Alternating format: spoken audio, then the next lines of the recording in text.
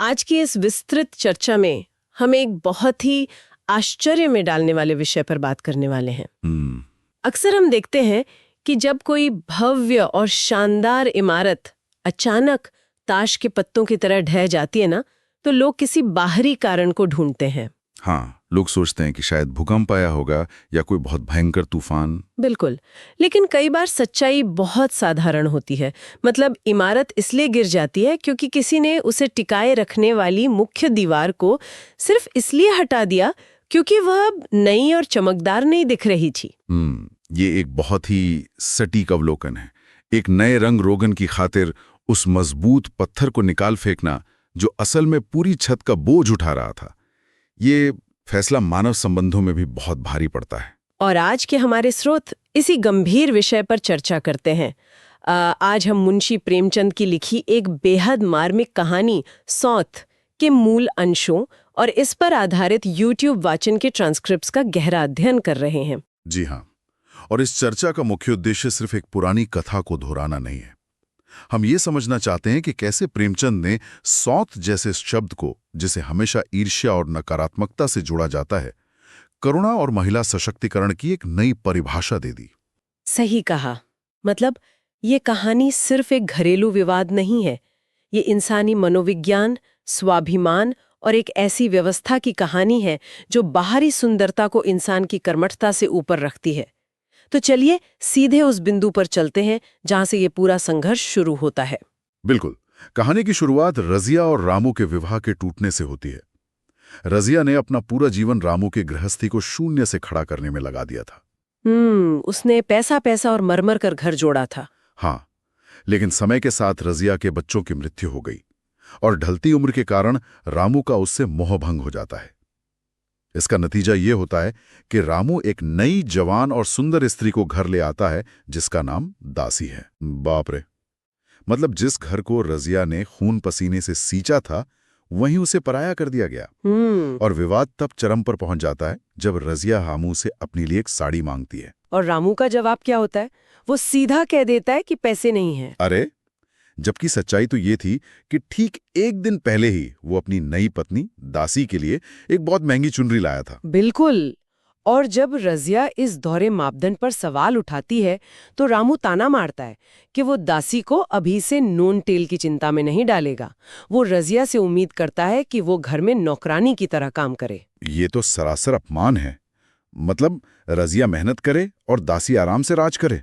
और स्रोतों से पता चलता है कि दासी भी रजिया के खिलाफ रामू के कान भरती रहती थी। हाँ, दासी ने उस व्यवस्था का पूरा फायदा उठाया और जब रजिया को ये एहसास होता है कि उसे एक दूध की मक्खी की तरह निकाल फेंका गया है, तो वो एक बहुत बड़ा कदम उठाती है।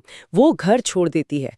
लेकिन सबसे चौंकाने वाली बात यह है कि वो घर से सुई की नोक बराबर भी कोई सामान अपने साथ नहीं ले जाती। जी। जो साड़ी उसने पहनी थी, बस उसी में वो हमेशा के लिए घर छोड़ देती है। अगर मैं इसे आज के संदर्भ में देखूं ना, तो ये बिल्कुल वैसा ही है जैसे किसी स्टार्टअप के असली संस्थापक को, जिसने कंपनी खड़ी की हो, उसे एक नए और चकाचौंध वाले सीईओ के लिए बाहर निकाल दिया जाए। बहुत ही शानदार तुलना है ये। और वो संस्थापक इतना स्वाभिमानी हो कि वो ऑफिस से अपना एक पेन तक लिए बिना पूरी गरिमा के साथ वहां से चला जाए। लेकिन मेरा यहाँ एक सवाल है, क्या रजिया का ये कदम सिर्फ उसका गुस्सा था या उस स्थिति में ये उसका एकमात्र बचा हुआ हथियार था? देखिए, ये केवल गुस्सा नहीं था। रजिया जानती थी कि अगर वो एक बर्तन भी ले गई तो रामू पूरे गांव में शोर मचाएगा कि उसने घर लूट लिया। अच्छा, तो वो उसे कोई मौका नहीं देना चाहती थी। बिल्कुल। वो बिना कुछ लिए निकल गई ताकि पूरे गांव के सामने रामू का असली चेहरा और उसका घमंड उजागर हो सके। ये उसकी हार नहीं थी। सच में ये तो एक बहुत ही मनोवैज्ञानिक चाल थी। और इसके बाद जो होता है वो और भी प्रेरणादायक है। रजिया पास के ही एक गांव में चली जाती है ना? हाँ, वहां लोग उसकी मेहनत से पहले से परिचित थे। स्रोत बताते हैं कि वो एक लेकर दो का काम करने वाली महिला थी। क्या बात है। और सिर्फ 3 साल के भीतर ही उसने वहां खेती शुरू कर दी और गांव की चौधराइन बन गई। मतलब राख से उठकर फिर से अपना मुकाम बना लिया। सही कहा। उसने साबित कर दिया कि वो कोई पराधीन नारी नहीं है। उसने खेती के लिए बैलों की एक बहुत अच्छी जोड़ी भी खरीदी। हाँ, और स्रोतों में बैलों के साथ उसका जो रिश्ता बताया गया है वो मुझे बहुत भावुक कर गया। मतलब वो उन्हें केवल खली भूसा नहीं देती थी, बल्कि रोज अपने हाथों से 2-2 रोटियां खिलाती थी। जी हाँ, वो अक्सर उन बैलों के कंधों पर अपना सिर रखकर रोती थी और कहती थी, अब बेटे हो तो पति हो तो तुम ही हो। बैल भी मानो उसकी भावनाएं समझते थे और उसका हाथ चाटकर उसे आश्वासन देते थे। गांव वाले तो उसकी ये मेहनत देखकर दांतों तले उंगली दबाते थे। लेकिन जब मैं इस दृश्य के बारे में सोच रही थी, तो मुझे लगा कि बैलों को पति और बेटा मान लेना, माफ कीजिएगा, बैलों को ऐसे रिश्ते देना सिर्फ जानवरों के प्रति प्रेम नहीं है। तो आपको क्या लगता है इसके पीछे क्या वजह थी? मुझे लगता है कि ये उस भयंकर अकेलेपन और आघात को छिपाने का एक तरीका था जो उसे रामू से मिला था। एक तरह से वो अपना सारा रुका हुआ मातृत्व और अपना सारा प्रेम उन मूक जानवरों पर उड़ेल रही थी जो उसे धोखा नहीं दे सकते थे। ये मनोविज्ञान के नजरिए से बहुत ही सटीक बात है। जिन इंसानों के लिए उसने अपना जीवन खपा दिया, उन्होंने उसे धोखा दिया, इसलिए उसने मूक पशुओं में अपना परिवार ढूंढ लिया। बिल्कुल, लेकिन समय का चक्र देखिए, जहां एक तरफ रजिया प्रगति कर रही थी, तरक्की की सीढ़ियां चढ़ रही थी, वहीं दूसरी तरफ रामू का जीवन पतन की ओर लुढ़क रहा था। जी, कहानी के इस नैतिक मोड़ पर हम देखते हैं कि 3 साल बाद रामू बहुत भयंकर रूप से बीमार पड़ जाता है। हाँ, उसे 10 लंघन हो चुके थे ना, मतलब 10 दिन से बिना अन्न जल के था वो। सही कहा। और जिस नई पत्नी दासी के लिए उसने रजिया को निकाला था, वो बहुत ही फूहड़ और खर्चीली साबित होती है। दासी को गृहस्थी का कोई ज्ञान नहीं था। बिल्कुल नहीं।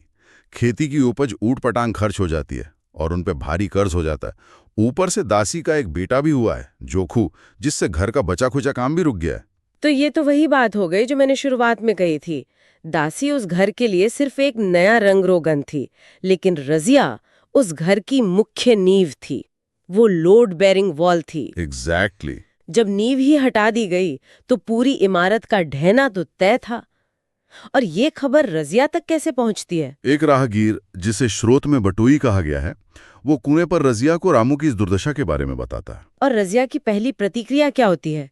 वो कहती है कि जो जैसा करेगा आपा भोगेगा। हाँ, शुरुआती गुस्सा तो स्वाभाविक था, लेकिन उसका दिल नहीं मानता। वो चुपके से उस बटोई के हाथ रामू के लिए रुपए भेज देती है। यह उसके चरित्र की बहुत बड़ी खूबी है। और फिर वो खुद रामू को देखने उसके गांव मलसी जाती है, कांपती हुई, झिझकती हुई, लेकिन अपने मन में क्षमा का दान लिए हुए। जी, और जब वो वहां पहुंचती हैं तो रामू खाट पर पड़ा है। वो रजिया को देखते ही समझ जाता है कि उसके जाते ही घर की लक्ष्मी चली गई थी। और फिर वो सजल नेत्रों से रजिया को हाथ जोड़कर प्रणाम करता है, मानो अपनी सारी गलतियों की माफी मांग रहा हो। और ठीक उसी क्षण उसकी आंखें उलट जाती हैं, उसकी मृत्यु हो जाती है। ये दृश्य सच में बहुत भारी है, लेकिन मेरे मन में एक उलझन है। मतलब रजिया ने रामू को इतनी आसानी से माफ क्यों कर दिया? आपको ऐसा क्यों लगता है कि ये आसान था? मेरा मतलब है, क्या ये सिर्फ उसकी महानता थी, या ये दिखाने का एक तरीका था कि अब वो रामू से बहुत ऊपर उठ चुकी है? अब वो कमजोर औरत नहीं रही जिसे घर से निकाला गया था। मैं कहूंगा कि सच्चा क्षमादान हमेशा शक्ति के स्थान से ही आता है।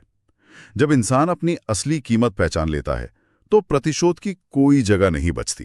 रामू अब ईर्ष्या के नहीं, दया के पात्र बन गया था। बहुत खूब। और ये दया सिर्फ रामू तक सीमित नहीं रहती। रामू की मृत्यु के बाद रजिया और दासी आमने सामने आ खड़ी होती हैं, और यहीं पर प्रेमचंद ने सौत शब्द के मायने हमेशा के लिए बदल दिए। बिल्कुल। रामू की लाश घर में पड़ी है और दासी के पास अंतिम संस्कार के लिए 10 पैसे भी नहीं है। वो इतनी बेबस है कि अपने गहने गिरवी रखने की बात कर रही है। और तभी रजिया आगे आती है। वो तुरंत 50 रुपए निकालने को कहती है और दाह कर्म से लेकर मृत्यु भोज तक पर लगभग 200 रुपए खर्च कर देती है। 100 साल पहले के जमाने में 200 रुपए एक बहुत बड़ी रकम हुआ करती थी। सच में। और बात यहीं खत्म नहीं होती। दासी का बच्चा कुपोषित है क्योंकि घर की गाय मर चुकी है। रजिया तुरंत कहती है कि वो कल ही नई गाय खरीद कर लाएगी। और इसके बाद वो जो कहती है वो पूरे समाज की सोच को पलट देता है। वो दासी से कहती है, इसी घर में हम और तुम दोनों उसके नाम पर बैठेंगी। मतलब वो अपनी सौत को उसी घर में साथ रहने का न्योता देती है। और इसके बाद स्रोत हमें सीधे 7 साल आगे ले जाते हैं, है ना? जी हाँ, 7 साल बाद का दृश्य पूरी तरह बदल चुका है। रजिया घर संभाल रही है, लेकिन सबसे बड़ी बात यह है कि वो दासी को सौत नहीं बल्कि अपनी बेटी समझती है। क्या बात है!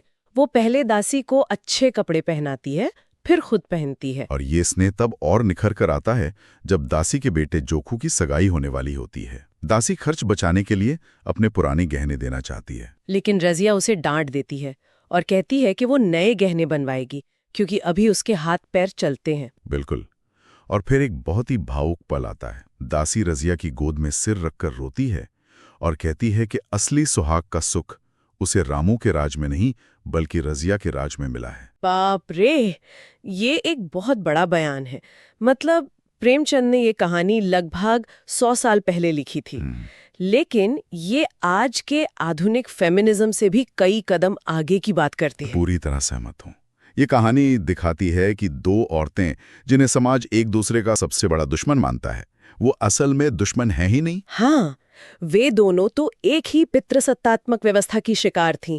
रामू की उस सोच की शिकार थीं जो औरतों को उम्र और सुंदरता से तौलता था। और रजिया ने क्या किया? उसने उस पितृसत्ता के खंडरों पर एक नई मातृसत्ता खड़ी कर दी। ये इस कहानी का सबसे शक्तिशाली संदेश है। और ये संदेश आज के दौर में भी उतना ही मायने रखता है। ये हमें सिखाता है कि असली ताकत बदला लेने में नहीं, बल्कि माफ करने और कुछ नया निर्माण करने में है। समाज द्वारा दिए गए सौत जैसे लेबल किसी इंसान की इंसानियत को तय नहीं कर सकते। बिल्कुल सही।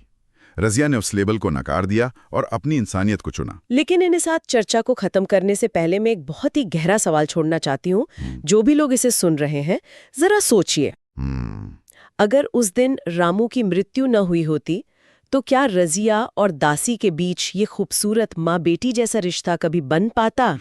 ये एक बहुत ही विचारोत्तेजक प्रश्न है ना? क्या इस शांति और सद्भाव के लिए उस कमजोर और पक्षपाती पुरुष का रास्ते से हटना जरूरी था? क्या उस पुरानी इमारत का गिरना जरूरी था ताकि ये नई नींव रखी जा सके? श्रोताओं को इस पर जरूर सोचना चाहिए। ये पूरी सामाजिक व्यवस्था को देखने का नजरिया बदल देता है। बिल्कुल। तो इसी विचार के साथ आज की हमारी ये विस्तृत चर्चा यहीं समाप्त होती है। अगली बार एक नए विषय के साथ फिर मिलेंगे। सुनते रहिए।